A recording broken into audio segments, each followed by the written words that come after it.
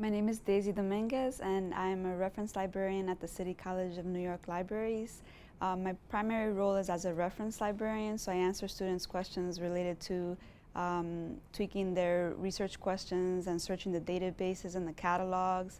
My name's Brian Shapiro. I'm the New York State Director for the Humane Society of the United States, and we are the nation's largest and most effective animal protection organization. I was approached by Daisy a number of months ago, and we thought we could work together on a service learning project here at the college and engage the students in exploring the history of animal protection, how it ties into current legislation and current animal advocacy issues. The more I got involved with animal welfare in terms of volunteering at shelters, I realized that's something that I could teach and I'd be interested in. The service learning interest came when I saw a mass email and it listed the awardees for the previous year for the Service Learning Fellowship. So I saw the great experience that a certain professor had had, and I said, I knew that if I had taught this class as a history class alone, it wouldn't, I felt, be as meaningful as if the students had tied it into something contemporary. Service learning is a course-based, credit-bearing experience for students where they use reflection and academic materials in order to problem solve in collaboration with community partners.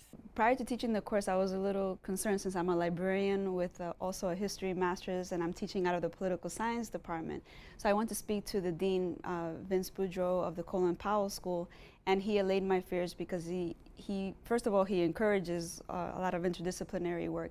And he said that as a librarian, I brought a lot of skills to the table that the students in the department might not necessarily have, since they may not all have had a library class. So as soon as I heard that, you know, my comfort level and confidence went up, and I felt like, you know, I'll bring something to the department, even if I don't know a lot of the faculty members there. So the students had two main projects during this semester. The first was to write a history paper, and then the next big assignment was to connect it to a contemporary issue. And that was what was great about working with the Humane Society of the United States, because they provided, in terms of their advocacy issues, the framework for them to choose a topic. So during the public forum, the students presented their contemporary issue, and I think we both thought it went really well. There was one particular student I really enjoyed having discussions with him because he was asking questions about the Humane Society of the United States. We are a very effective organization, and we are changing laws and changing the ways that people think, and therefore you're going to meet resistance.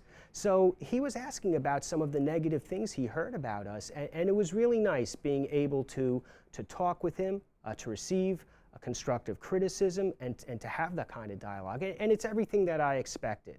Brian was able to bring into the classroom, into the students, real-world knowledge and expertise and experience in terms of policy and legislation and some very contemporary events that are happening with animal welfare, which really brought to life the work that Daisy was trying to engage her students in the classroom. When Brian came in to speak to the students, they knew that they had the New York State Director of the Humane Society of the United States there to ask any questions they had and ask any resources that they needed for their papers. They would be able to be in touch with him. So that support was great. I came away from this really feeling that the students were empowered, that the students learned not only about the issues, but how to advocate for animal protection and how to do it in a way that is critical, involves critical thinking, involves presenting ideas in a clear manner that people can understand and accept.